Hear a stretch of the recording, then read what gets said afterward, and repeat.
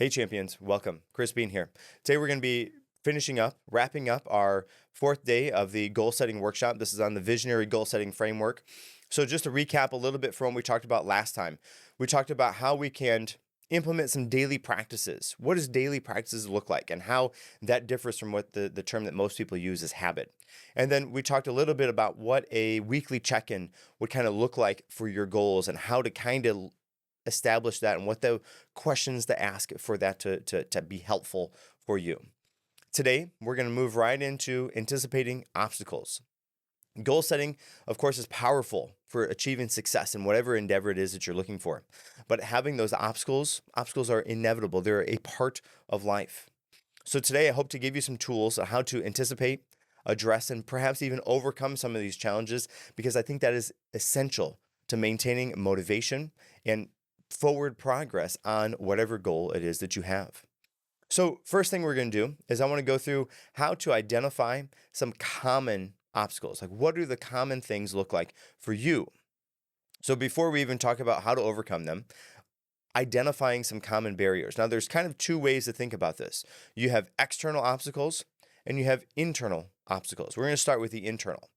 So some internal obstacles would be something like fear of failure, procrastination, lack of motivation, self-limiting beliefs, or lack of discipline. Now, some of these things we kind of already built in to the visionary goal setting framework to overcome, but I want to go through them nonetheless so you have an idea to what they would look like and how properly to identify them. So fear of failure would be self-doubt or the fear of not being able to achieve that thing or succeed in whatever it is that you're looking for. Procrastination, we all know, is postponing those actions. Like, I'll do it later. Maybe it's fear, it's distraction, lack of urgency, whatever it is, but putting off the work, putting off the actions of working on the thing until some later time in the future. Lack of motivation. You don't really have the drive or whatever it is to do the thing. We talked about that a little bit before, about how the why you want to achieve that will be the discipline, which then turns into action, and that turns into your motivation. So we talked about that a little bit. Self-limiting beliefs. This is a big one that people have a tough time to overcome. These would be things like, I'm not good enough. I don't have what it takes to do that. The way that we combat that is by having those affirmations. Those affirmations are there to instill the positivity, to instill the drive, the creativity that you know that you are the type of person who can achieve that thing. You are more than enough to achieve that goal that you have set out to achieve. So self-limiting beliefs we've taken care of already. That's where those affirmations come into play. Lack of discipline. Of course, there's difficulty in maintaining consistency, taking that consistent action day in and day out to work on or achieve that thing that you want to achieve, right? So those are some internal obstacles that we need to identify before we can overcome. The next thing is the external obstacles. These are a little bit tougher, but let's go through them too. Time constraints. So this would be something like struggling to find balance on your responsibilities of your day life and the time to dedicate to achieving whatever other things it is that you want. Lack of financial, right? You have financial limitations. I don't really have the extra money to pay that coach that would really help me to do the thing that they know how to do, right? That would be another thing to try to overcome. Lack of support, whether it's family or friends or peers who are not encouraging the progress that you are achieving on this goal. Unforeseen circumstances is something like health issues or job loss or whatever other emergencies that life decides to throw at you. Really tough to try to combat what that means. And then, of course, the last one is a skill gap, a lack of required knowledge or expertise in whatever it is that you're hoping to move into, right? And those would be some external obstacles. So you have the internal obstacles and the external. Now, hopefully you have taken some time, you have visualized what your goal looks like. You've committed that down to paper. You've wrote it down like a movie is playing out. The more vivid, the better. Now, take that list, take that movie that's playing out and put in some external and internal obstacles, some potential things that may happen, right? Of course, you can't foresee everything that's going to happen, but think about a movie. In a movie that you're going to watch, There's some highs and there's some lows. There's some action and then there's some downtime, right? A movie that is all action is, I mean, it would maybe for some people be great, but at some point you're going to get tired of the action. You're going to want something else to happen, right? Music is the same way. You don't want music that just plays one note continuously the whole time. Music, dynamic music, has some highs and some lows. Life has some highs and some lows. We already know that. So in that movie that you're writing, in that visualization exercise that you're going through, it can't just be all happy-go-lucky and just say, oh, okay, yep, and I get this, and then I get this, and I get this, and I achieve my goal. Woo, yeah. Because we know that that's not how life works. So think about some common or some potential things that might happen both in the external and the internal side, and then kind of build that into that story, build that into the movie to have some highs and some lows, because of course we know that's how life is going to go. And then you kind of need to have a conversation with yourself to see what obstacles perhaps might be most common for you to interact with on that journey, and how would they impact your potential progress? Like, what does that look like? And then, of course, the next thing is we need to talk about how to reframe these obstacles into opportunities. This is going to shift your mindset, because obstacles can either be roadblocks or they can be stepping stones. Depending on how they're viewed, changes this whole thing for you.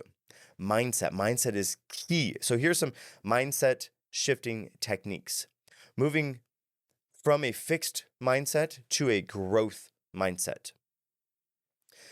In a fixed mindset, there is no opportunity to change. This is the answer, and this is the answer, and this is the answer. There's no gray area. In life, we need to know that there are some gray areas. And just because this maybe is the answer, if you get just next to it, if you're 2% off, okay, that's pretty good. Maybe you didn't get 100%, but you got 98%. All right, yeah, that's not too bad, right? So having a fixed mindset means you are inflexible, immovable. You are rigid in whatever approach it is that you have. We're going to talk about a little bit later about how to be more adaptable, but have a growth mindset. Focus on growth for yourself and achieving those things. Reframing. So instead of saying I failed, that's such a negative way to think about that. We all heard about Thomas Edison. Hey, how come you failed over however many times to make this light bulb? What's going on? Why haven't you just given up yet? Well, I haven't failed. I just figured out 999 ways to not make a light bulb, right? Just shifting that perspective, right? I failed. No. I learned what doesn't work, and I'm on my way to finding out what does work. And that would be a very simple way to, is it saying the same thing? Yes. But the words you use and the way you interact with it, the way you think about it, changes the whole perspective of what you're viewing and how you eternalize those things. We'll talk about visualization. I think visualization is a big part of it about achieving your goals. And if you can visualize what it would look like to overcome those challenges, overcome those obstacles, I think that would be very key. Affirmations. Of course, affirmations we talked about already. They are there to have positive reinforcement on whatever it is that's going on. Give you the confidence, the motivation to go and put work in on doing those things. That'd be a great way to move out of that fixed mindset into the growth mindset, so you can put words and actions down to achieve. Now, as with any sort of obstacle that we have, we need some sort of a plan of action on if this happens, then we put in option number A, action plan number A, however you want to think about it. But having a if-then type of strategy. Again, so if obstacle happens, then I will implement this solution. If obstacle B happens, I implement C solution, or however it works for you. So here's an example for this. Okay, here's an example. If I feel unmotivated, then I will listen to, let's say, an inspiring music. I will listen to inspiring speakers. If I feel unmotivated, I will say my affirmations, right? Those, an if-then type of statement. If blank happens, then I will blank, right? Those are ways to think about sort of creating an action plan to overcome whatever those obstacles are. And of course, you need to be able to adjust if and when necessary without completely abandoning the goal. And again, we're going to talk about what adaptability looks like here in a little bit. Here's another way to really dedicate yourself to overcoming those obstacles. And we call this the 5 ways method. Ask yourself, why is this obstacle happening? And you ask it 5 different times in order to get to the root cause of whatever the actual thing is that's holding you back from arriving at your goal. So here, let me give you an example of what this looks like. Okay, so you ask 5 why questions. Here it is. Why am I not making progress? Well, because I lack time. Why do I lack time? Well, because I'm not prioritizing my tasks. Why don't I prioritize my tasks? Because I don't plan them a day in advance. Why don't I plan them in a day in advance? Because I don't have a very structured routine. Why don't I have a routine? Because I haven't committed to a schedule. So you can see we went from why am I not making progress to the answer after 5 whys, because I need to be committed to making a schedule. Asking yourself those whys, the 5 whys, will help to drill down. And maybe you have 7 whys, you have 8 whys, or whatever it is, but you continue asking yourself why. And you run that down to see if you can get to the actual thing that's holding you back. Because lots of times we have a surface level, like vision, a thing that we can visually see. Like, here's the problem. Well, really, that's not the problem. That's like the thing that we can see that's on the surface level. But you go layer deeper, and there's another one, but all of that stems from this one little thing right here that's at the bottom. The problem is we can't see that until we do the work to get through all the layers of other things that are going on until we can get to that thing that's at the bottom. So by asking these why type of questions, getting the answer, actually doing the work, why? Well, it's because of this. Okay, why? Okay, well, because, and drill that down. That will be a wonderful way to find out what the true obstacle is that's standing in your way. And then once you figure out what that actually is, then you can overcome the root cause of whatever those obstacles are. And that will be so much better than trying to jump through the hoops on the surface level. And they're always going to be hoops. But until you can get to the root cause of whatever the thing is that's holding you back, you're going to have some challenges. You're going to have some really tough things to overcome. So that would be a wonderful way. 5 whys. Ask yourself that. Do the work for that.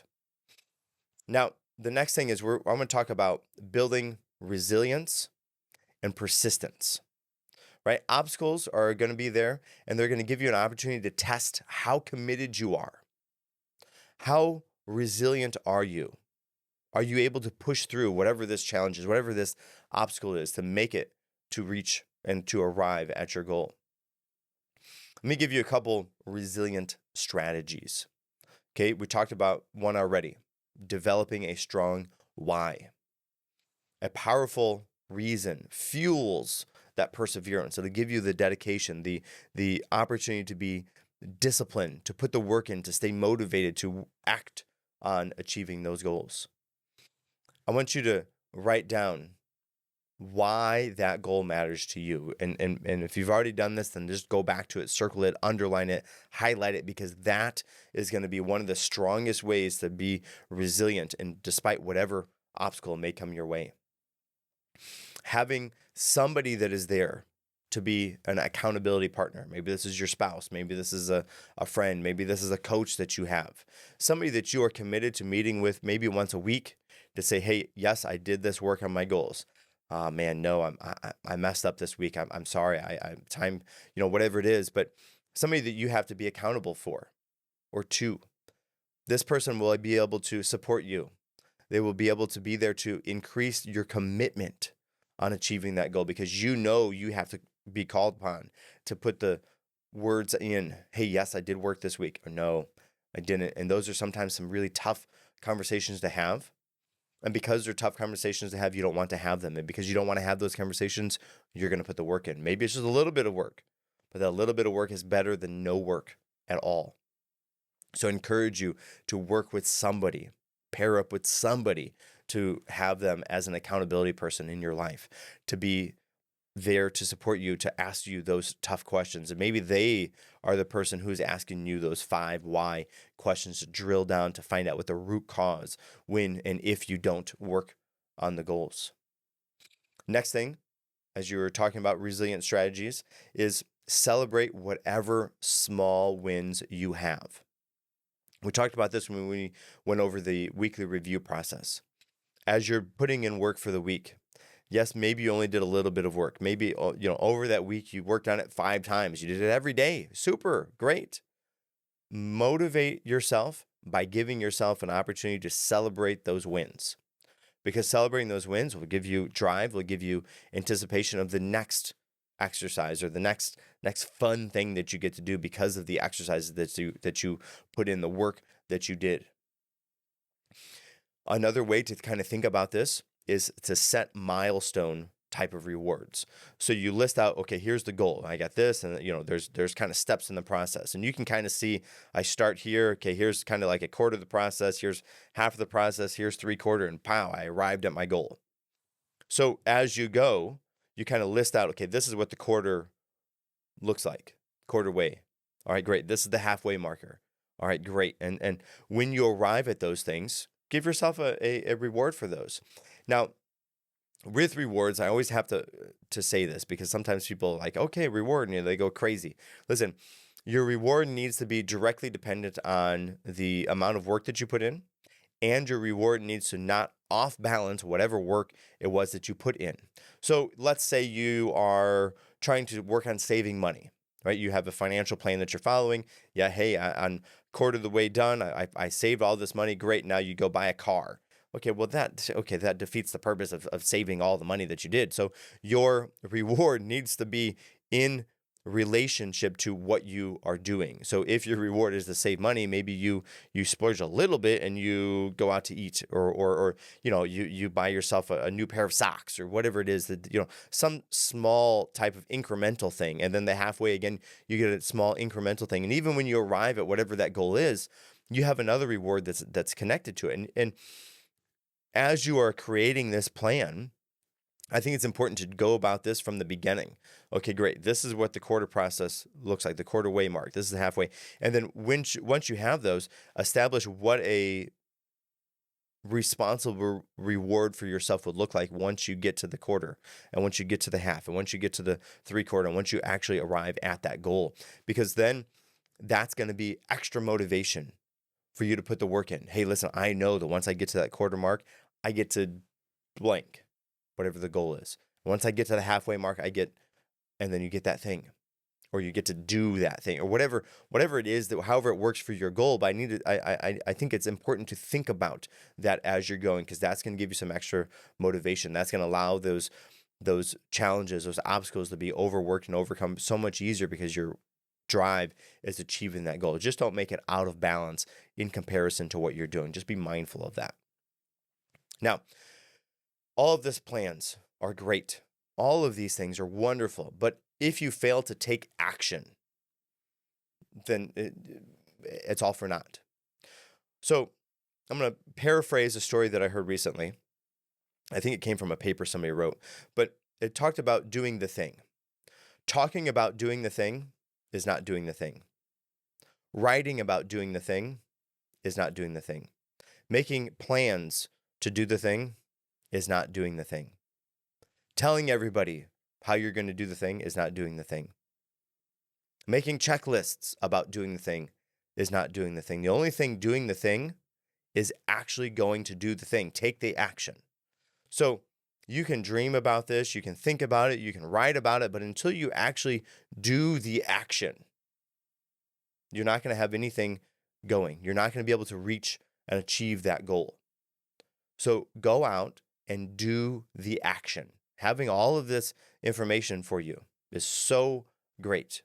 And I truly hope that you are listening and doing the things that I'm asking you to do, those small homework assignments. I truly hope that this is inspiring you to put the action in. But if you just listen to all of this and you let it live in your brain and you don't actually do anything with it, then it's all for naught. It's all for naught. So go out and do the action. That's where the work is going to happen. So let's talk about some action taking strategies. Mel Robbins likes the 5-second rule. So if an idea arises to you, if an opportunity to take action comes to you, count down from 5, 4, 3, 2, and then go do the action. Stop thinking about it. Stop procrastinating. Stop waiting for time to be perfect. Just go do it. Right? Because listen, time's not ever going to be perfect. You're not ever going to be fully ready. Just go do it. And even if that means you have to do it half-heartedly or you have to do it terribly until you can do it halfway decently, that's fine. But until you go do it, you don't know. Until you go put the work in, you don't know if you're great. You don't know if you're terrible. You don't know any of that stuff. So if you have an opportunity to take the action, 5, 4, 3, 2, 1, do it. Stop thinking about it. Go and do the action. Another thing you can do is break those big actions into smaller, more manageable actions, right? We talked about this already. If you have whatever the goal is for you, you break that down into steps moving backwards. And then you break those steps into smaller steps. We already talked about even today. You have this big goal. Okay, great. What's quarter look like? What's half look like? What's 3/4 look like? What's the full goal look like? Breaking those things down makes it so much easier to take action because then it's not you're like looking at, oh my gosh, I don't even know where to start. No, I start here. I start by taking one step forward. In what direction do I go? I go in this direction because that's the direction I want to go in. Find what direction you want to go in. Break that big goal into smaller, more manageable chunks. And then schedule some time to put the work in. Schedule some time. We talked about this when it comes to study and to reading. People go through all of this work. Okay, I'm going to go to the gym at this time. I'm going to do this lift and I'm going to do this lift. And then the next day I'm going to do this. They put so much time and energy and effort into going to the gym. And they think, yeah, I'll read that book. I'll have time later. I'll get to it, right? Don't treat your goals like that. Schedule time. Find out what the tasks look like. Find out what the actions look like. Schedule those actions into your day. And then fulfill on the things you said you were going to do. Commit to yourself, to improve yourself, to reach that goal. Put the work in to do the actions. So I challenge you today to take one small step towards achieving your goal. One action today. Let me know. You can find me on any of the social medias. Let me know what action that you're going to do today to work on your goal. One action. It doesn't matter how big it is, just one action. And then let me know what that is. Now, moving from obstacles into comfort zone. A key component into growing and becoming a better version of ourselves is we need to move outside of where we are right now. I like to think about the comfort zone like a warm bed on a cold morning. Okay, it's wintertime now as I'm recording this. So in the morning, you wake up, the alarm's going off, beep, beep, beep, beep. You hit snooze. Oh man, this bed is nice and warm and cozy. I just want 5 more minutes. And you fall back asleep, nice and warm and comfortable. Beep, beep, beep. I want 5 more minutes. You hit snooze and snooze and snooze because you're warm, you're comfortable. It's inviting to stay in that warm bed. The problem is, if we never get out of that bed, if we never let our feet touch the ground, if we never go out and do the things that we have to do for the day, then we do nothing. We shrink into a smaller and lesser version of ourselves. No action happens. No growth happens. Nothing happens. We stagnate. In fact, less than stagnant. We shrink because we do nothing. That is how I think about the comfort zone. That comfort zone is the warm bed on a cold morning. I'm sure anybody and everybody listening to this can understand this. You've had those opportunities where you're laying in bed, nice and warm and cozy. The alarm goes off. And you don't even think. You hit the snooze. Nah, I don't want to get up. I got a couple more minutes. It's so nice and comfy right in here. It's cold out there. I don't want to do. No. Listen, you have to accept those challenges. You have to confront those challenges. You have to face those challenges on purpose, with intent and drive to grow and be outside of yourself, to be better than yourself, to challenge yourself to grow. Until you do that, you don't know if you can succeed or fail. You don't know where your limit actually is because you never actually bump up against it. And as soon as you start bumping up against your limit, something wonderful happens. You bump up against your limit and it moves. It grows. You go to where the limit was again, you're like, "Oh, I can go a little bit further." And it moves again. But until you start to bump up against those things, until you step outside of your comfort zone, until you challenge yourself to be something bigger and better than you are right now, it's not going to happen for you. And you could have all the opportunities, all the doors open for you, but you have to do the work to step through them, to accept those opportunities, to learn to see if that is something who you can actually be or not. And until you do that, growth will not happen. Until you face those challenges, until you accept the opportunity to grow and be outside of your comfort zone, to be a little bit unsure, to be a little bit fearful, to be a little bit unstable, you're not going to know if it's something you can do or not. You might think, yeah, I can do that, no problem. But until you go and do it, it's a whole different story. Here's another way I like to think about this. Joseph was reading. He was reading a book about how to be an accountant. He read the book, then he went and he was an accountant. Joseph read a book about how to put a car back together, repair a car. He went and he was a mechanic. Joseph read a book about how to teach and lead people. Then he went and put those things into action. Then Joseph read a book about how to swim. And then he drowned. Because you see, there's some things we can learn from a book. And some things we can learn by doing. But what we cannot do is sit in a nice warm chair, read the pages on the book, and think, yeah, I can go and do those things. Because some things translate and some things do not. And until we know that, until we have an opportunity to experience that for ourselves, we think we're either the best ever at everything, or we think we're the terrible, the worst, the absolute lowest at everything. And the challenging part for that, the scary part for that, is whichever of those two you think you are, is how you see yourself, is the things that are going to be true for you. But until you go and do them, you will never know. So I challenge yourself. Find something that you can do that is outside of your comfort zone. Challenge yourself to do something that you do not normally do. See something that somebody else is doing. You're like, wow, that would be, I don't even know if I could ever do that. And then try it. Try it for yourself. Try it on. Back in ancient Greek and Roman times, when they were acting, they would put on a mask. And that mask would allow them to portray the character to the better of their abilities because they were portraying that character. They put on the mask of that character and then they went out to be that person. That mask, do you know what that mask is called? It's the persona. That's what they called the mask. They put on the persona of that character and then they went to be that character. In today's society, your persona is something vastly different than that. We still have the opportunity to put on a mask from time to time. Most of the time, what happens is we're masking our true self. We're masking our feelings. We're masking how we actually should be showing up to the world and accepting whatever it is that we have in front of us. We mask, we hide away from that, or we hide away by scrolling in our phone and not looking up to interact with people.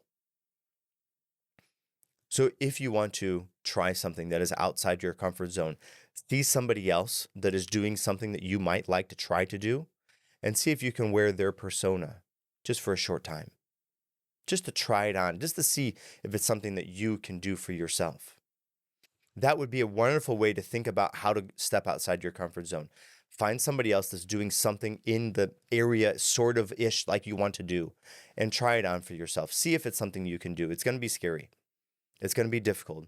Don't expect to win and to succeed the first time. Expect to fail. And expect to fail lots of times. Listen, Zig Ziglar says that failure isn't permanent. Zig Ziglar says that failure is an event, not a person.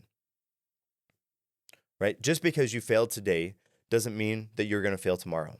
And just because you failed at that one thing the one time doesn't mean that you are a failure.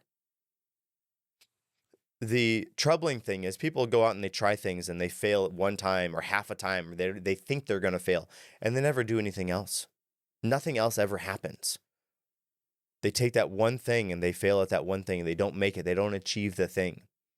And they think, well, I guess I can't do that. That's not meant for me. I'm just a failure. Listen, don't be those people. Because those people are the people that stay in bed and hit snooze and they stay nice and covered up in their cozy, warm bed. Challenge yourself to be bigger and better than you are. Find somebody who's doing something in the area that you want to do. Somebody has achieved that goal. Try on their persona just for an opportunity to see what it's like, to show yourself that you can do tough things, that you can accept those challenges. You can face those challenges head on with intent and purpose to achieve and to grow yourself as a person. It's going to be uncomfortable. It's going to be scary. It's going to be shaky. You're going to be unsure. You're going to be nervous. You're probably going to fail once or twice or a handful of times. But if it's something that you actually want, commit to accepting those challenges. Commit to accepting those failures. I don't know if you guys know this or not. We cannot learn new things until we fail, right? Failure is essential in the learning process to learn new things, right? Because when we fail, we get feedback on that. Nope, that didn't work. Okay, great. Now you have two choices there. Either you never do that thing again, or you think about it. Okay, how can I do? I really want to do this thing. How can I do this thing differently so I don't fail next time I do it? And then you try something different, and maybe you fail again. Okay, fine. Okay, this didn't work. This didn't work. Oh, how about this? And you try it again. Eventually, somewhere on that path, you're going to find success and you're going to move on from there. But until you can look at those challenges, look at those failures as opportunities for growth, as opportunities to learn, opportunities as a stepping stone to move into who you are by stepping outside of your comfort zone, you stay stagnant. So again, I encourage you, find something to do. Find somebody who's doing something that is outside your comfort zone. See about wearing their persona just for a short time, just to try it on, just to see and to show yourself that you are capable of doing challenging things, that you are capable of doing the work, the hard work. You are capable of working hard and achieving those goals. Now, last thing for today. Last thing is yielding to adaptability. Why does flexibility matter in goal setting? Right? Why is this even important? Well, many people abandon their goals when they encounter those challenges. Successful people understand the importance of being adaptable, being flexible in approaching whatever those things are. When you're adaptable, you can navigate unforeseen obstacles without losing momentum. When you're adaptable, you know how to adjust your goals based on new information or whatever changing circumstances come your way. You have to be adaptable first. When you're adaptable, you know how to reduce frustrations and avoid the all or nothing type of thinking, right? We talked about that fixed versus growth mindset. This is it. You have to be adaptable in your approach.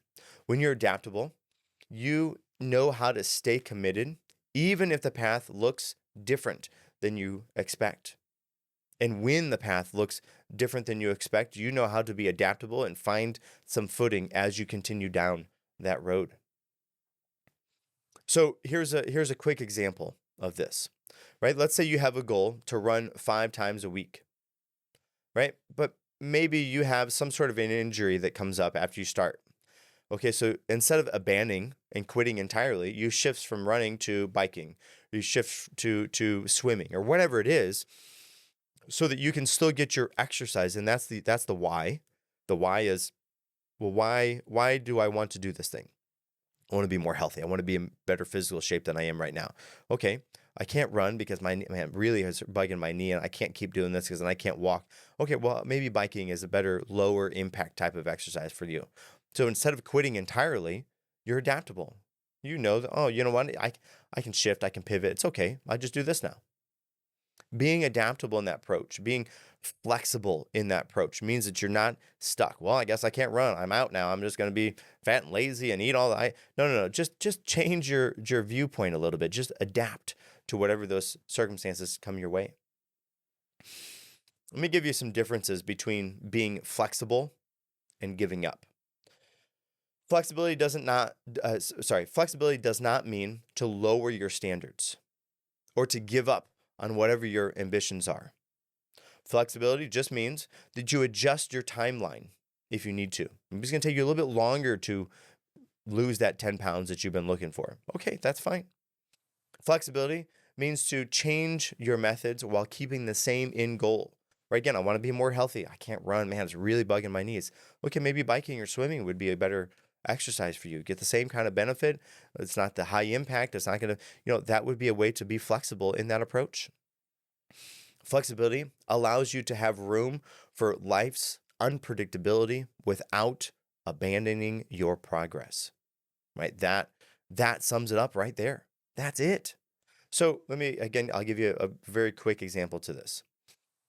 Let's say you're struggling to save $500 a month. You want to have some sort of a emergency type of expense. Okay, so if that's a tough thing for you, maybe you can try to start with $200 a month. Maybe that's something you can do. Instead of saying, nope, I can't save $500 a month, I'm just going to spend it all. No, just do a little bit less. Be flexible, be adaptable in your approach there. Let me give you a couple of strategies on how you can be adaptable in this goal setting approach that we're talking about. Okay.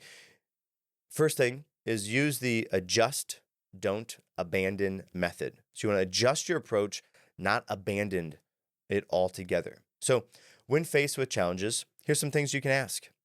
How can I modify this goal just slightly to keep the overarching thing in mind to achieve the goal, but just modify it slightly so I can still move in that direction?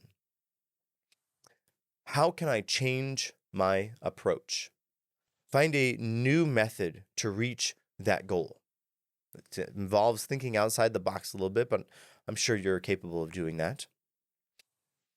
Another way would be, how can I break this thing into some smaller steps? Because that one step that I tried to take yesterday was too much and I fell on my face.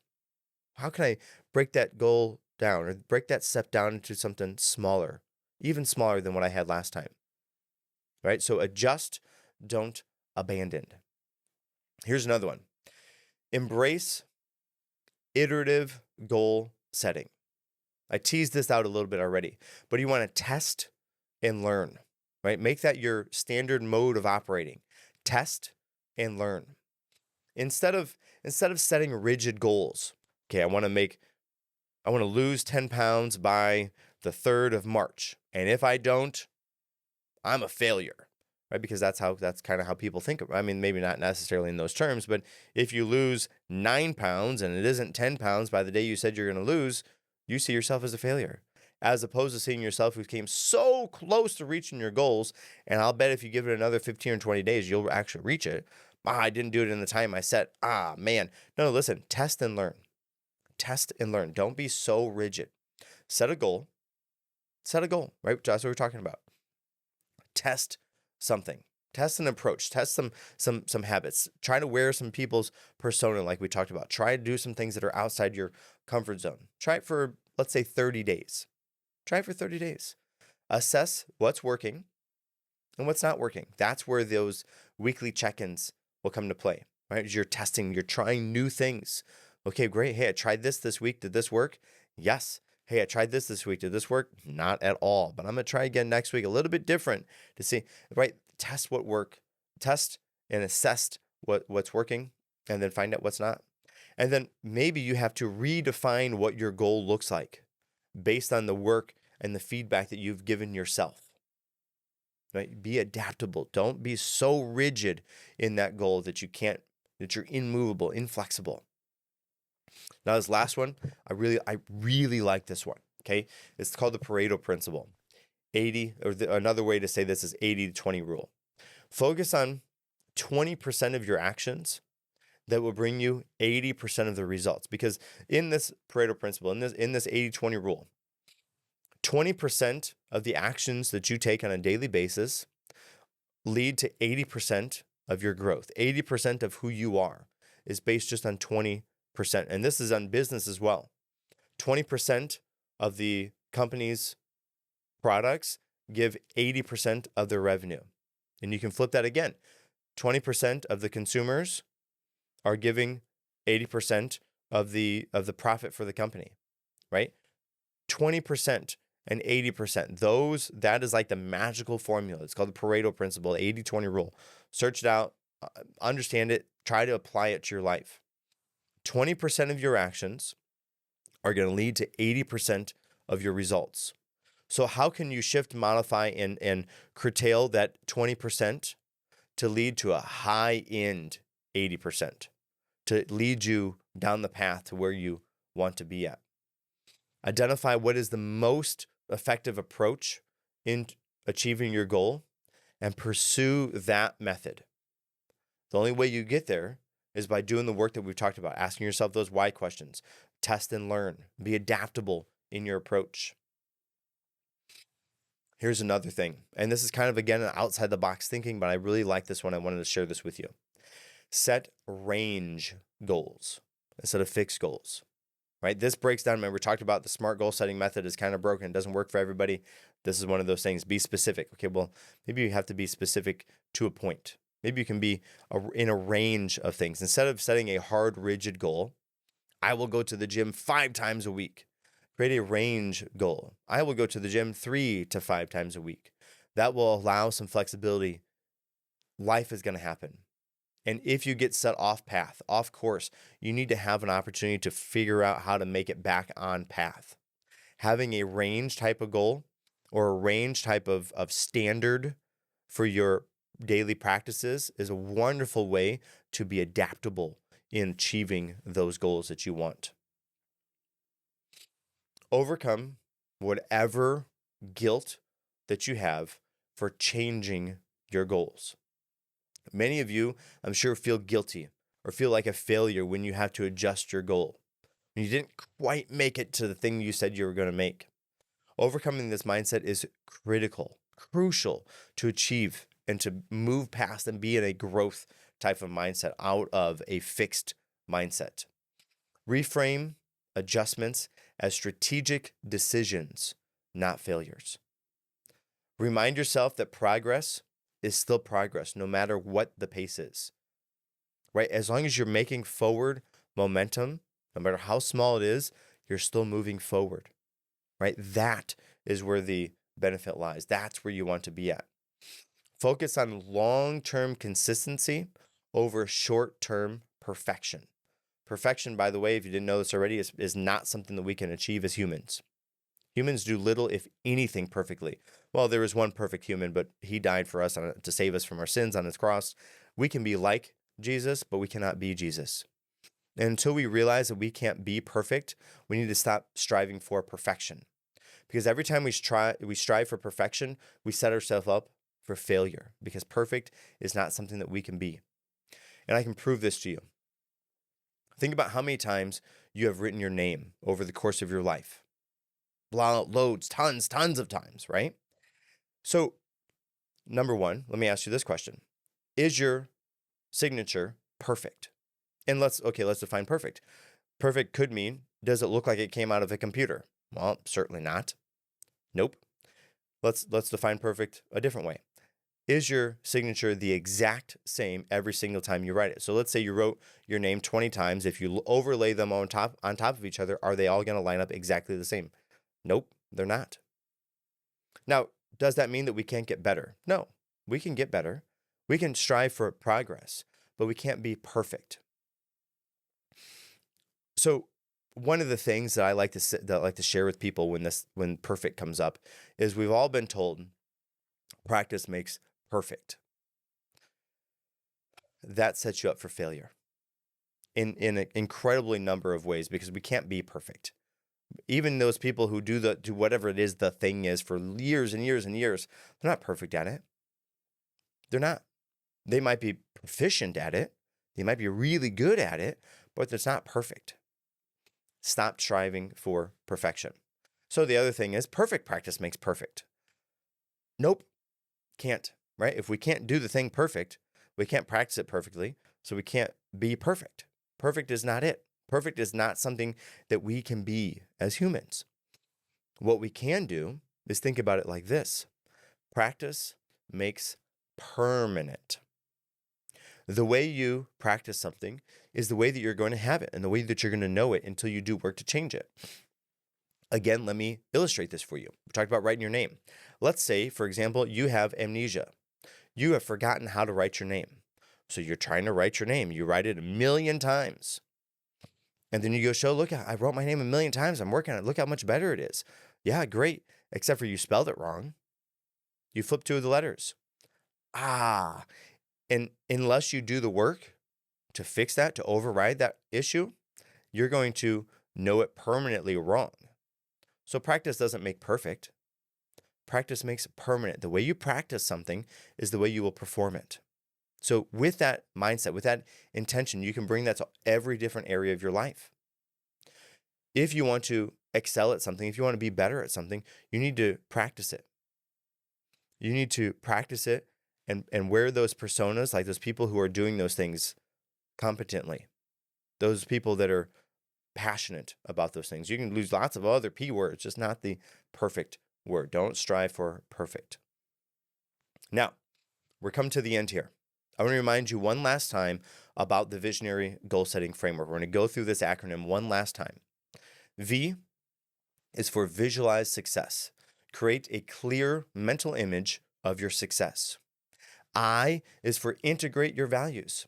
Align your goals with your core set of values. S is for set your why. Define specific and meaningful reasons behind your goals. I is for instill affirmations. Develop positive affirmations to reinforce belief and positivity. O is for organize daily practices. Establish daily practices that will contribute directly to you achieving your goal. N is for navigate weekly check-ins. Schedule regular review sessions to celebrate, to analyze, and to adjust your approach. A is for anticipate obstacles. Visualize potential challenges. Plan for how to overcome them if and when they happen. R is reveal comfort zone stretching. Identify actions that will push you outside of your comfort zone. And then Y is yield to adaptability. Be open to adjusting your goals and strategies based on whatever circumstances life throws your way. So I hope that you have benefited from coming to these lessons to learn this visionary goal setting framework. Now, listen, again, I fully understand this may not be the 100% method for you. I get that. It's not going to be for everybody. That's okay. I just wanted you to think a little bit differently about goal setting, to challenge the mode that you're thinking in right now, to hopefully give you some tools, some mindset shifts that will help to allow you to approach goal setting a little bit differently than what you have in the past. So if this has been beneficial for you, if this has been helpful for you, I would love to hear. I would love to know some key takeaways that you got from these workshops. Let me know. Again, you can come and reach me on any of the social media platforms. You can find me at Chris Beane Official on any of those. And then, again, I would love to hear from you and let me know what you have thought about this. Until next time, take care.